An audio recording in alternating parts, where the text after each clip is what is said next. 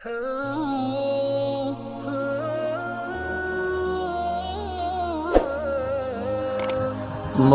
بن شعبہ رضی اللہ تعالیٰ عنہ کہتے ہیں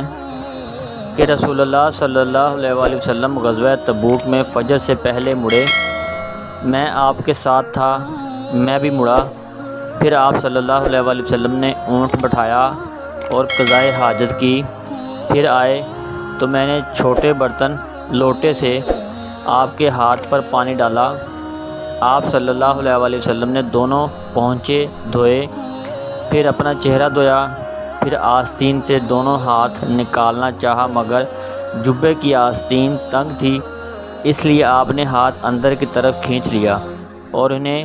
جبے کے نیچے سے نکالا، پھر دونوں ہاتھوں کو کونیوں تک دھویا اور اپنے سر کا مسح کیا، پھر دونوں موزوں پر مسح کیا، پھر سوار ہو گئے، پھر ہم چل پڑے، یہاں تک کہ ہم نے لوگوں کو نماز کی حالت میں پایا۔ ان لوگوں نے عبد الرحمن بن عوف رضی اللہ تعالیٰ عنہ کو امامت کے لیے آگے بڑھا رکھا تھا۔ انہوں نے حسب معمول وقت پر لوگوں کو نماز پڑھائی۔ جب ہم پہنچے تو عبد الرحمن بن عوف فجر کی ایک رکعت پڑھا چکے تھے۔ رسول اللہ صلی اللہ علیہ وآلہ وسلم نے مسلمانوں کے ساتھ صف میں شریک ہو گئے۔ آپ صلی اللہ علیہ وآلہ وسلم نے عبد الرحمن بن عوف کے پیچھے دوسری رکعت پڑھی،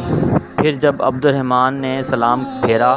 تو آپ صلی اللہ علیہ وآلہ وسلم اپنی نماز پوری کرنے کے لیے کھڑے ہوئے۔ یہ دیکھ کر مسلمان گھبرا گئے اور لوگ سبحان اللہ کہنے لگے، کیونکہ انہوں نے نبی کریم صلی اللہ علیہ وآلہ وسلم سے پہلے نماز شروع کر دی تھی۔ جب رسول اللہ صلی اللہ علیہ وآلہ وسلم نے سلام پھیرا تو ان سے فرمایا،